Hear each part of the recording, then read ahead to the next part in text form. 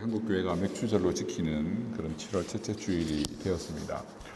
한국교회는 이제 1년에 4번의 절기를 보통 이제 지킵니다. 1년에 4번 절기 어떻게 됩니까? 순서대로 3월 말 4월 초 정도에 있는 부활절이 있고요. 그리고 7월 첫 주일에 있는 맥추절이 있고, 그리고 이제 한 10월 정도에 있는 10월 11월 정도에 있는 추수감사절이 있고, 그리고 12월에 성탄절, 이렇게 4번의 절기가 있습니다. 사실 근데 그 중에서 가장 오늘 현대인들에게 감흥이 없고 좀 크게 우리에게 와닿지 않는 것이 맥추절이 아닐까 이렇게 생각을 해봅니다. 그래서 이것을 도대체 이해 못하시는 분들은 왜 매년 절기가 있고 교회에서는 헌금 봉투를 특별히 만들어서 이렇게 헌금에 대한 부담을 지우나 이렇게 생각을 하실 수도 있습니다. 이제 맥추절이 우리에게 왜 이제 특별히 감흥이 없는가 생각을 해보면, 과거에 이제 농경 문화를 배경으로 하여서 만들어진 절기인데, 오늘 현대인들 중에 농사를 짓는 사람은 극히 일부죠. 그래서 이제는 뭐 1년에 2번 보리 추수와 쌀 추수하는 1년에 2번의 추수로 이제 먹고 사는 것이 아니라 매월 받는 월급으로 먹고 살기 때문에 이제 이 추수와 관계된 이 절기들이 우리에게 크게 와닿지를 않죠. 그럼에도 추수감사절은 어쨌든 가을이면 우리가 농사를 짓든 안 짓든 풍성한 오곡백과를 보며 뭔가 좀 분위기라도 있습니다. 그죠? 가을에 어떤 추수의 분위기들이라도 있는데, 또 우리나라에는 추석이라고 하는 명절도 있고요. 그래서 이제 그런 분위기라도 있는데, 이 맥추절은 농사를 짓지 않는 우리들에게 도대체 크게 이제 와닿지 않고 그 의미가 잘 부각이 되지 않는 절기이기도 합니다.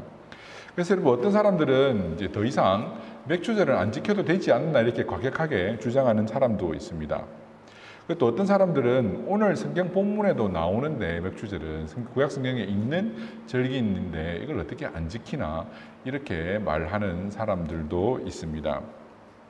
그래서 여러분, 저는 오늘 이제 이 말씀을 통하여서 맥추절에 대한 오해는 조금 풀고 그럼에도 불구하고 이 맥추절은 또 한국 교회가 지켜오던 것이고 모든 교회들이 지키고 있기 때문에 우리만 이제 안 지킬래 이런다고 꼭 그게 우리에게 유익이 있는 것도 아니고, 함께 지킴으로써 혼동도 없고 우리 교회도 한국의 다른 교회들과 함께 같이 이렇게 할 때 성도들이 좀 더 혼동 없이 함께 신앙생활을 잘할 수 있기에 또 좀 더 좋은 방법으로 섬기기도 하고, 이제 이런 이제 말씀을 좀 드리려고 합니다. 그래서 이 맥추절의 의미가 무엇인지 바르게 이해함으로 오해는 풀고, 그러면서도 한국교회와 함께 이 맥추절도 지킬 수 있는 그런 이제 여러분들 되시기를 바랍니다. 본문에는 이스라엘 백성이 지켜야 되는 이제 구약의 이스라엘의 3대 절기가 나오죠. 너희는 매년 이 3번의 절기를 지키고, 이 절기를 지킬 때에 절대로 빈손으로 나오지 말라고 하나님께서 본문에 이렇게 말씀을 하시고 있는데, 그 3대 절기가 무엇입니까? 첫째, 무교절이죠. 그죠? 23장 14절부터 보시면 15절에 보시면 무교병의 절기를 지키라. 그리고 16절에 맥추절을 지키라. 그리고 16절 후반부에 수장절을 지키라. 이렇게 말씀을 하고 있습니다. 그래서 좀 전에도 말씀을 드린 것처럼 어떤 사람들은 이제 맥추절이 구약 성경에도 나오는 절기이기 때문에 꼭 지켜야 된다, 뭐 이렇게 주장을 하기도 하는데, 근데 여기서 이제 우리가 하나 오해를 좀 풀고 넘어가야 될 게 있습니다. 구약 성경에 기록되어 있는 이 맥추절이 오늘 우리가 지키고 있는 맥추절과 같은 의미일까? 오늘 우리가 맥추절을 지키는 이유가 구약 성경에 기록된 이 절기이기 때문에 지켰던 것일까? 이것을 우리는 한번 생각을 해보고 오해는 조금 풀어야 됩니다. 먼저 16절에 기록된 이 맥추절이라고 하는 이 원어의 히브리 원어의 뜻이 사실은 맥추절이 아닙니다. 우리나라 성경으로 번역을 하면서 이것을 맥추절로 기록을 했고, 또 이제 7월에 우리 한국교회 전통적으로 맥추절도 지키면서 이것을 이제 같은 것으로 이제 생각을 하고 있는데, 사실은 구약 성경에 기록되어 있는 이 맥추절이라고 하는 단어의 원어의 뜻은 추수의 절기다라는 요 정도의 뜻을 가지고 있는 말입니다. 그러니까 보리라고 하는 의미가 꼭 들어있는 게 아니라 그냥 추수의 절기다, 이런 정도의 의미가 있는 것이죠. 그래서 여러분, 이 맥추절이 다른 말로는 77절 혹은 오순절이라고 부릅니다. 77절은 무슨 말이죠? 여러분, 77 뭡니까? 77이 49 그 다음 날이죠 라는 말이죠. 오순은 뭡니까? 순이 우리말로 열이 10이거든요. 그래서 오순이 지난 날이다.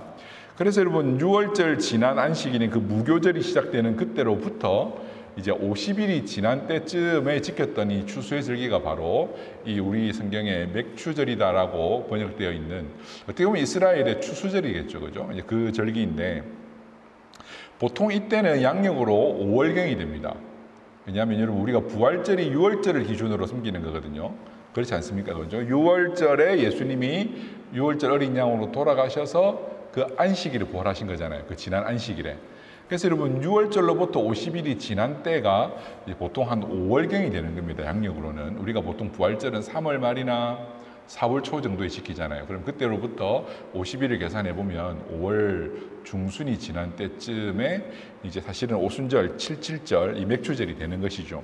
이때에 사실은 이스라엘에서는 무엇을 추수하냐면은 밀을 추수합니다. 최대 어떤 그 식량이라 할 수 있는 밀을 추수하는 때예요. 그래서 이제 추수의 절기로 이제 이해를 하는 게 더 맞죠. 그럼 보리 추수는 언제 하냐면은 보통 보리는 밀보다 조금 이른 때에 추수를 합니다. 구약성경 룻기를 보시면 룻이 그 시어머니 나오미와 가나안 땅으로 돌아왔을 때에 그때가 언제입니까? 보리 추수하던 때다라고 이제 룻기는 기록을 하고 있거든요. 이 추수의 절기 맥추절보다 조금 이른 때가 보리 추수를 하는 때입니다. 그래서 여러분 이 맥추절은 어원적으로도 사실은 보리와 크게 관계가 없고 그냥 보리를 떠나서 모든 추수를 의미하는 단어이고 이 원어가, 그리고 또 하나 이 절기의 시기적으로도 사실은 보리 추수, 맥추하고는 크게 관계는 없습니다.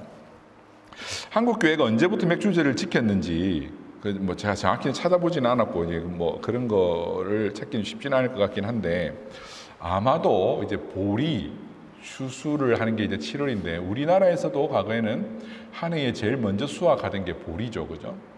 가을에 쌀을 추수하고 그때 추수한 쌀을 이듬해 봄까지 먹습니다. 그러면 3월이 지날 때쯤부터는 먹을 게 다 떨어져요. 그래서 4월, 5월 지나가면서 이제 보리고개를 겪습니다. 그러다가 이제 7월쯤에 이제 보리를 추수해야만 곡간에 먹을 것도 생기고 성도들이 이제 예물을 드릴 수 있는 때가 오는 거죠. 그래서 과거의 농경사회에서의 성도들은 매달 이렇게 뭐 돈으로 헌금을 할 수 있기가 쉽지 않았을 거예요. 그죠? 대부분의 농사를 짓던 분들은. 그래서 집에 있는 곡식 중에 성미라고 밥 한 그릇 먹을 때마다, 식구들 밥 한 그릇 할 때마다 한 숟가락씩 어머니가 따로 퍼담아서 성미 봉투에 담아서 이렇게 매주 예전에는 어머니들이 헌금을 드렸거든요. 이게 사실은 이제 농경사회와 관계가 있었던 이제 문화들이겠죠. 그래서 이제 보리고개를 끝나고 요때 보리 추수가 될 때쯤에라야 성도들이 하나님 앞에 좀 예물도 드리고 감사의 절기를 지킬 수 있기 때문에 이 7월쯤에 맥추절을 한번 지키고 보리 추수를 하니까 또 이제 가을에 전체 추수에 감사하는 추수감사절을 지키지 않았을까. 특히 이 추수감사절은 미국에서 건너온 청교도 문화죠. 그죠? 청교도들의 문화들. 그래서 그것처럼 이 맥추절도 어떻게 보면 농경사회라고 하는 그 한국형 이제 절기다라고 한번 추측은 해볼 수 있을 것 같습니다. 그래서 여러분 오늘 우리가 지키고 있는 이 맥추절을 구약 시대에 이스라엘이 지켰던 맥추절과 똑같은 의미다라고 이해를 하시면 그것은 조금의 오해의 소지는 있습니다. 이 둘에는 분명히 차이가 있습니다. 거기다가 만약 우리가 구약 성경의 그 의미와 동일하게 맥추절을 지켜야 한다면 뭔가 하나 이상한 게 없습니까? 왜 이 구약 이스라엘에는 3대 절기가 있는데 왜 우리는 하나만 지킵니까? 그죠? 뭐 6월절이야 부활절을 지킨다 치면 수장절도 지켜야 되죠. 물론 그렇게 치면 또 수장절은 추수감사절의 의미로도 또 연결을 해볼 수 있으니까 1년에 3번 절기를 지킨다라고 볼 수 있긴 하지만 그 구약 성경에 이스라엘 백성들이 지켰던 그 의식법을 동일하게 우리가 지키고 있는 건 아니란 말입니다. 예수님께서 구약의 모든 의식법들을 완성하신 이후에 신약 시대에 살아가는 우리들은 더 이상 구약 성경의 의식법을 지키지 않습니다. 그러면 무엇을 지킵니까? 그 의식법에 있었던 그 의미들을 계승하는 것이죠. 더 이상 우리는 6월절에 양을 잡지 않습니다. 왜? 예수님께서 희생하심으로 모든 희생제사는 이제는 종결되었습니다. 예수님께서 완성하셨단 말입니다. 그래서 우리는 그 의미를 따라 예수님의 그 희생과 부활을 기억하고 기념하며 성찬으로 기념 식사를 할 뿐인 것이죠. 그것처럼 여러분 구약의 이 맥추절을 오늘 우리가 지키고 있는 맥추절이다라고 이해하기에는 시기적으로도 맞지 않고 어원적으로도 조금 완전하지 않고, 그리고 나머지 두 절기를 지키지 않는 것도 조금 의아한 문제로 남아 있을 수밖에 없기 때문에 이런 오해는 우리가 조금 풀 수도 있을 것 같습니다. 그래서 우리는 이 본문에 기록된 구약의 3대 절기를 어떻게 지키는지 그 의식을 배울 것이 아니라 이 3대 절기의 의미가 무엇인지 그 의미를 오늘 우리 시대에 배우고 적용을 해야 합니다. 먼저 15절부터 나오는 무교절을 한번 볼까요? 무교병의 절기. 그렇게 오래되지 않았습니다. 출애굽기 살펴볼 때 제가 그때 이제 유월절을 기념하라라고 하면서 유월절과 무교절의 의미를 충분히 설명을 드린 적이 있어서 길게는 설명을 안 하겠습니다. 이 무교절은 무교병, 그러니까 이스트를 넣지 않은, 발효시키지 않은 빵을 먹는 절기라고 해서 무교절입니다. 이게 언제냐면은 유월절에 이어서 곧바로 지키는 일주일간의 절기입니다. 6월절에 이어서 이제 안식일에 지키는 절기이거든요. 그러니까 6월절이 금요일이잖아요. 예수님이 금요일에 돌아가셨잖아요. 6월절에 어린 양의 희생을 대신하여서. 그 다음 안식일, 토요일부터 일주일간 지켰던 이제 6월절에 이어지는 절기가 무교절인데 무슨 의미가 있습니까? 6월절에 어린 양을 잡아먹고 이 무교절에는 무교병의 떡과 쓴 나물을 먹어야 합니다. 어떤 의미입니까? 이제 구원이 시작됩니다. 이스라엘 백성들이 출애굽의 첫 발을 뗄 때가 되었습니다. 그래서 그때의 그 시작을 알리는 의미로서 발효된 빵을 먹고 있을 시간이 없이 즉시로 일어나서 이제는 구원을 향하여 나아가는 그 구원의 첫 발을 의미하는 거죠. 거기다 쓴 나물을 먹었다라고 하는 것은 그들의 지난 쓴 인생과 같은, 쓴 나물과 같은 지난날의 고생을 떠올리면서 이제는 여기에서 우리가 구원받는다, 이 구원 서정의 첫 시작을 알려주는 의미가 있는 것입니다. 그래서 애굽의 모든 장자가 죽어나갈 때에 이스라엘을 지키신 그 하나님의 은혜를 기억하고 잊지 않기 위해서 이제 가나안 땅에 들어가서라도 이 무교병의 떡을 매년 먹으면서 우리가 어디서 구원받았는지, 어떻게 하나님의 자녀가 되어서 지금 이 가나안 땅에서 잘 먹고 잘 살아가고 있는지를 기억하라는 것이죠. 그래서 이 구속의 첫 시작을 기억하는 절기가 무교절입니다. 그래서 여러분, 우리는 신약시대에 더 이상 유월절을 지키지 않죠. 우리는 유월절에 어린 양이 되셔서 십자가에 죽으시고 부활하신 그 주님이 우리의 첫 열매가 되심으로 이제 유월절의 모든 성취 가운데 우리는 살아갑니다. 그래서 우리는 그 유월절을 기억하며 부활절을 지키고 있죠. 그리고 이어서 시기적으로 두 번째 맥추절이 나옵니다. 이 추수의 절기라고 추수의 절기인데 이제 우리 성경에는 맥추절이라고 번역된 이 절기에는 이제 초실절이라고 부르기도 하고 칠칠절이라고도 부르기도 합니다. 왜냐하면 그 해에 첫 수확을 하나님께 감사의 예물로 드리는 절기이기 때문입니다. 여러분 한번 생각해 보십시오. 출애굽기 23장은 광야에서 주신 하나님의 말씀입니다. 아직 가나안 땅에 안 들어갔단 말이에요. 그러면 광야에 있는 동안에 이스라엘 백성들이 이 감사의 절기를 지킬 수 있었겠습니까? 없었겠습니까? 지킬 수가 없죠. 왜? 그 추수를 해야 지킬 수 있는데 아직 농사를 짓지를 못하니까 광야 생활 가운데는 지킬 수가 없습니다. 그러면 만약에 이스라엘 백성들이 이 7.7절, 이 맥추절, 이 초실절을 지키기 시작했다, 이 말은 무슨 의미입니까? 이스라엘이 가나안에 들어가서 정착하고 농사를 시작했다는 말이죠. 그래서 무교절이 이스라엘에서 나오게 하신 것을 기억하게 하는 절기라면 이제 이 초실절, 이 맥추절은 하나님께서 이스라엘 백성들을 구원하셔서 가나안 땅에 정착하게 하시고 거기서 먹게 살고 하신 것을, 모든 적들, 원수들을 다 쫓아내고 이제는 두 발 뻗고 농사 지으면서 살게 하게 하신 그 하나님의 구속의 그 과정들을, 그 구원의 과정들을 기억하고 매년 잊지 말라는 겁니다. 우리가 왜 먹고 살고 있냐? 우리가 왜 이렇게 발 뻗고 먹고 살면 농사를 짓고 살고 있냐?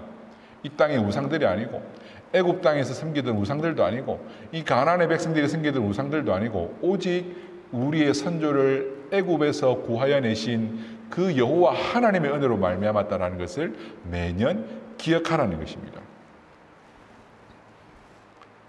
그래서 여러분, 이 맥추절은 신약의 오순절을 내다보고 있습니다. 사실은 자, 부활절로부터, 그러니까 6월절로부터 50일쯤 지난 때에 오순절에 어떤 사건이 일어납니까? 사도행전에 보면은 성령 강림 사건이 일어납니다. 성령님이 뭐 예수님 부활하신 30일째는 못 오고 20일째는 못 오겠습니까? 그죠? 50일째에 오신 때에는, 이 오순절에 오신 때에는 뭔가 이유가 있단 말이에요. 이 맥추절, 이날에 오신 것은 어떤 이유가 있다는 말입니다. 예수님이 부활하신 이후에 부활의 첫 열매 되신 예수님을 따라서 부활의 열매, 부활의 추수를 하기 시작합니다.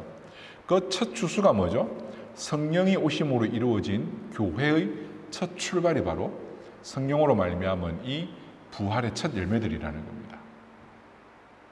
그래서 이제 추수, 그러니까 하나님께서 하실 이 영적인 추수, 예수님을 통하여서 구원받게 될 이 영적인 추수 일을 해 나가기 시작하는데 그 첫 번째 추수의 사건이 바로 오순절에 임하신 성령 강림 사건이라는 것이죠. 그래서 여러분 이 구원, 이 교회를 통한 하나님의 구원은 계속해서 이루어 가기에 신약 시대에는 이 오순절을 통하여서 이 맥주절의 의미가 계승이 된 것이죠. 그리고 마지막에 나오는 이 절기가 무엇입니까? 바로 수장절이죠. 이 수장절은 어떤 의미가 있냐면은 그 모든 한 해의 농사를 다 마치고 곡간에 그 추수한 것들을 다 거두어 들인 다음에 지키는 절기입니다. 그래서 다른 말로는 장막절, 초막절이라고도 합니다. 그래서 이 장막절, 초막절 혹은 이 오늘 기록된 본문에는 수장절인 이 기간에는 보통 가장 늦게 수확하는 것이 포도를 수확하고 그 다음 올리브까지 수확을 해야 그 해의 농사가 끝이 납니다. 그래서 이 모든 것들을 다 거두어 넣은 다음에 이 수장절의 절기를 지킴으로써 지난 한 해 동안 지켜주신 하나님의 그 은혜를 이제 기억하는 것이죠. 그러면 여러분 신약 시대의 이 수장절은 어떻게 계승이 되고 성취가 되겠습니까? 성령 강림 사건을 통해서 이 땅에 영적인 추수가 시작되었습니다. 이 추수의 마침은 언제겠습니까? 바로 우리 예수님의 재림의 때가 되는 것이죠.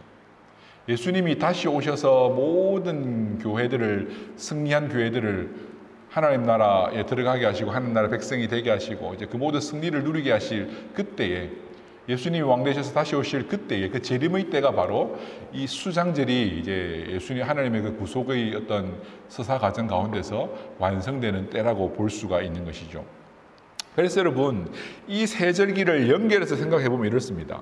하나님께서 매년 이 세 절기를 지키다라고 말씀을 하셨는데 이 왜 세 절기를 지키냐면은 이 구원의 모든 과정이 이 안에 다 포함이 되어 있는 것이죠. 애굽에서의 첫 출발, 가나안에서의 정착, 그리고 매년 추수를 마치는 그 은혜가 다 여기에 포함이 되어 있는 것이죠. 그래서 여러분 이 수장절은 이 모든 것의 완성인데 이 모든 우리의 삶의 모든 것들 먹을 것을 주시고 곡식을 주시는 그 하나님의 그 구원으로부터 이어지는 하나님의 놀라운 은혜를 우리는 기억하며 이 세 절기의 의미들을 가지고 매년 하나님께 감사를 해야 하는 것입니다. 그래서 여러분 오늘 이제 읽진 않았는데 20절부터는 보면은 이 하나님의 명령과 약속이 이 절기, 이 세 절기에 대한 계명 이후에 이어져 나가고 있습니다. 거기서 보면은 천사를 앞서 보내셔서 지키시고 하나님께서 예배한 곳으로 인도하시겠다. 그래서 그 땅에서 지켜주시겠다. 원수들을 쫓아내 주시겠다라는 약속들이 나오거든요. 그러니까 이스라엘은 이 절기를 통하여서 하나님께 감사의 예물을 드리고 그것을 통하여서 무엇을 인정하는 것이냐면은 이 땅의 원수들을 쫓아내신 분이 하나님이시고 애굽 땅에서 우리를 불러내신 분이 하나님이시고 가나안의 원수들을 쫓아내신 분이 하나님이시고 거기서 먹고 살게 하시는 분도 하나님이시고 연초부터 연말까지 지키시는 분이 하나님이며 그 모든 우리를 향한 은혜를 베푸시는 분이 하나님임을 매년 이 구원의 의미들을 연결해서 기억하고 지키는 것이죠.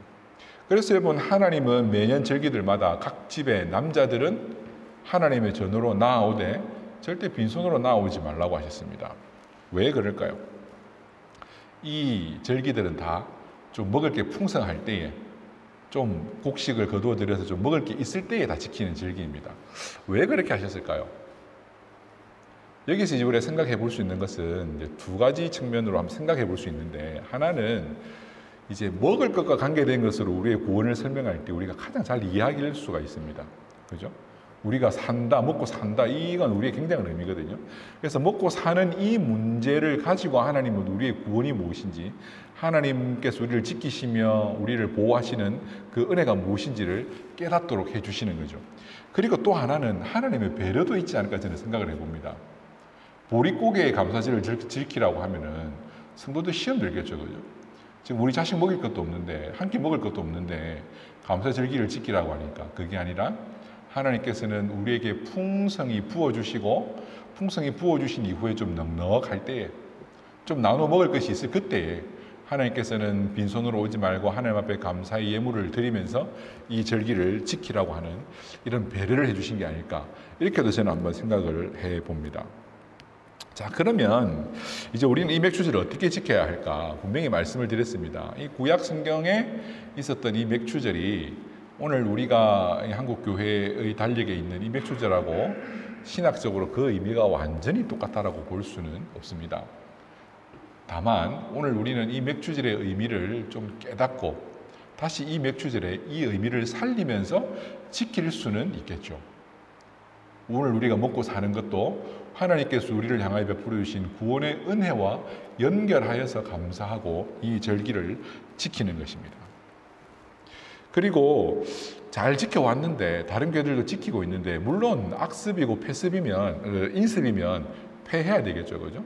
적폐면 청산해야 되겠지만 굳이 뭐 이걸 지킨다고 우리에게 큰 손해가 있는 것도 아니고 좀 부담은 될 수도 있겠지만, 오히려 이것이 더 유익함이 많을 때에는 오히려 함께 더 좋은 방향으로 지켜나가는 것도 우리에게 훨씬 더 좋을 수 있겠죠. 여러분이 로마 한인교회 성도들인데 우리 교회는 맥주절을 안 지키는데 어느 날 유학을 마치고 한국에 돌아가서는 맥주절을 지키는 교회를 갖다 생각을 해보십시오. 그래서 이게 교계적으로 좀 정리가 되어서 이것을 앞으로 다 같이 안 지키기로 한다, 뭐 지키기로 한다, 이것이 정리가 되기 전까지는 지킬 텐데, 다른 교회는 지키고 있는데 로마 한인교회에서는 목사님이 지키지 말라고 가르쳐 주시는데, 이렇게 해서 그 교회를 탁 가게 되면 여러분 마음이 어떻겠습니까? 좀 혼동이 오지 않겠습니까? 그죠? 그래서 우리는 함께 지키되, 하지만 이제 구약의 율법적 의미로 지키기보다는 오늘 우리 시대에 주시는 의미를 발견하여서 지키는 것이 훨씬 좋을 것입니다. 우선 우리가 지켜나갈 수 있는 것은 하나님께서 이 절기 전체에 공의하시는 말씀이 있는데 무엇이냐면은 너희는 절대 하나님께 빈손으로 나오지 말라고 하신 것입니다. 여러분, 감사는 물질로 표현하는 것이죠. 이게 어쩔 수 없습니다. 물론 감사는 마음으로 시작하는 건데, 여러분, 감사의 마음은 왜 다 상품권에 담겨 있죠. 한국에 가보면, 그죠? 어떤 기념일, 뭐 어버이의 날, 스승의 날, 뭐 명절 이럴 때 오면은 잔뜩 선물 진열해놓고 감사의 마음을 전달하십시오. 마음은 내 마음 안에 있는 건데 왜 마음이 그 마트에 상품 안에 있다, 이 말입니다. 사람의 눈은 마음을 읽어내기 쉽지가 않습니다. 행동해 줄 때에 마음을 더 잘 받습니다. 그죠? 그리고 또 감사를 표현하는 사람도 사실은 그것을 준비함으로써, 그죠? 어떤 선물을 몇 년도에 뭘 받았다, 이거는 기억이 안 나지만 정말 이 사람이 나에게 성심껏 선물을 준비하고 정성을 표한다라고 하는 것은 잘 잊혀지지가 않는 것이죠. 그래서 여러분, 하나님께서는 빈손으로 오지 말라고 하셨는데 왜 이 빈손으로 오지 않게 하셨을까요? 여러분, 오늘 우리 이제 곡식을 드리지는 않죠. 이제 우리는 주로 이제 돈으로 하나님 앞에 감사의 예물을 드리는데, 우리가 이제 버는 게 돈이니까요. 우리가 돈을 벌어서 하나님께 드리면, 하나님께 바치면 이게 뭐 하나님께 온라인으로 송금하는 것도 아니고 어떻게 이게 하나님께 바치냐 말입니다. 과거 농경 사회에서도 마찬가지예요.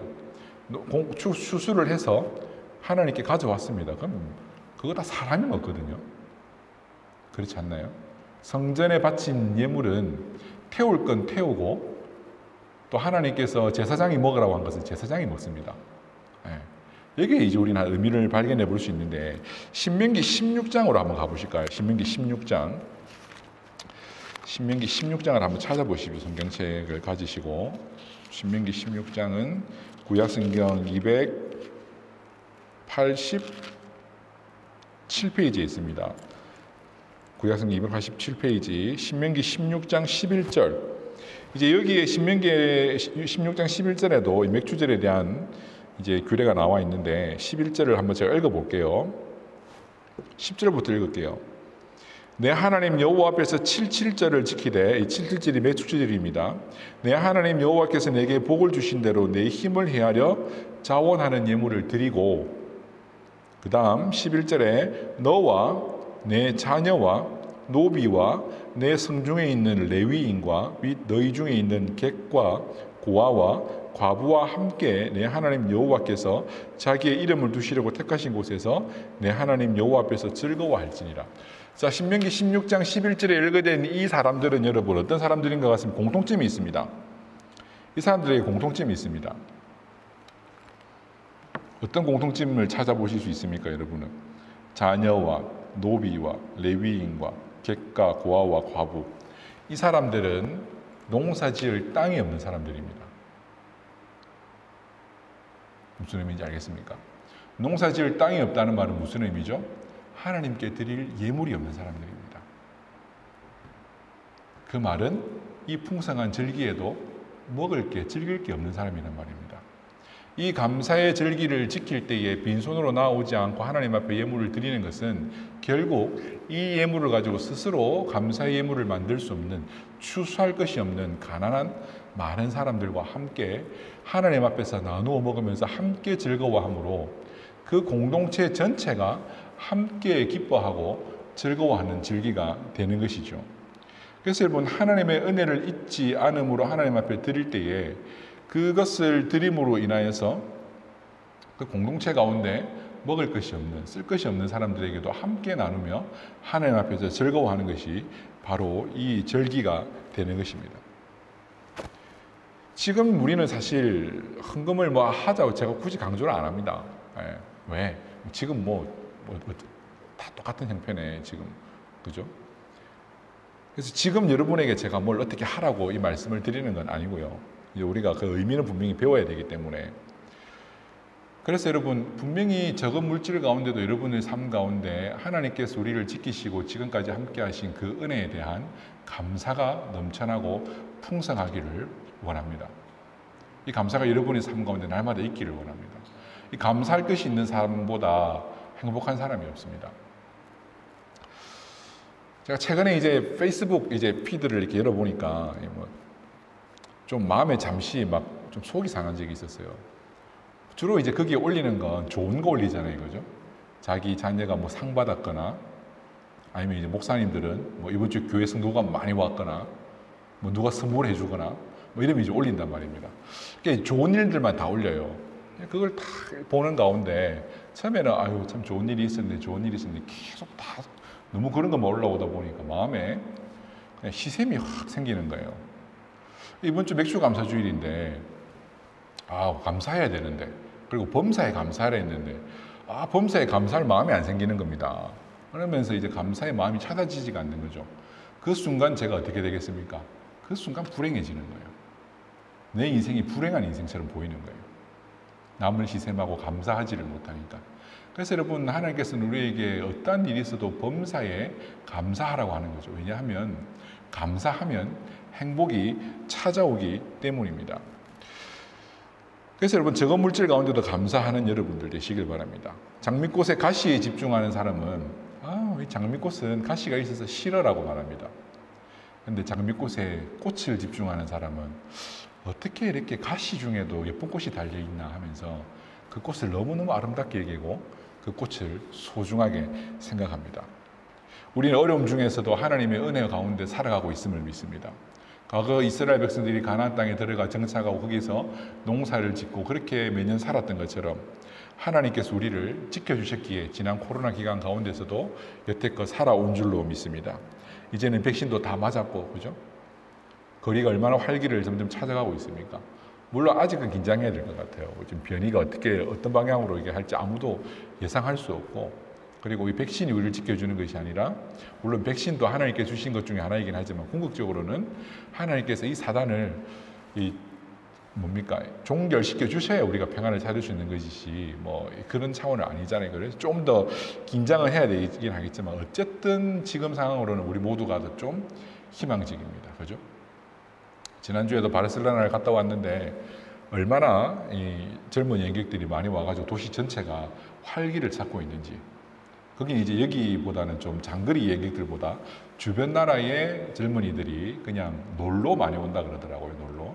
로마처럼 뭐 볼 게 많은 곳은 아니니까 놀러 참 많이. 근데 얼마나 분위기가 활기를 이제 찾고 있고 막 그러는지 여러 나라 사람들이 막 찾고 있고, 아마 로마도 지금 시내 나가 보면 그럴 겁니다. 많은 외국 사람들이 여행을 이제 유럽 내에서는 움직이고 있고 찾고 있고, 물론 이 사람들이 여름에는 가만히 못 있어서 그런 사람들이기도 하지만 작년 여름 같았으면 이게 가능이라도 한 일입니까? 그죠? 쉽지 않은 일이었습니다. 작년 여름이 지나고 얼마나 또 이 감염률이 확 높아져서 지난 가을에 우리가 고생을 했습니까? 근데 지금 어쨌든 우리는 이제 백신도 다 맞고 있고 어쨌든 마음에 좀 안심도 되고, 굳이 뭐 이제 더운 여름에 움직이지 않아서 그렇지 우리도 움직이려면 얼마든지 움직일 수 있는 이런 상황이 되어가고 있습니다. 이제 이런 상황 가운데 하나님께서 인도하시면 우리의 사업도 조금씩 풀려질 수 있겠죠. 우리의 학업도 조금씩 상황이 나아질 수 있겠죠. 그리고 돌아갔다가 못 돌아온 우리 친구들도 누가 되었든 조금씩 더 나올 수도 있겠죠. 하지만 중요한 것은 어떠한 상황 가운데서 지금 오늘 이 순간 우리가 가진 꽃에 가시가 있다 하더라도 그 핀 꽃으로 인하여서 하나님 앞에 감사할 수 있어야 더 나은 미래 가운데서도 하나님께 감사할 수 있을 줄 믿습니다. 가나안 땅에서 몇 대가 지나지 않아서 그 이스라엘 백성들은 절기를 오염시켰습니다. 선지서들을 읽어보면 하나님께서 뭐라고 말씀하십니까? 너희들이 바치는 그 절기의 예물에 내가 구역질이 난다.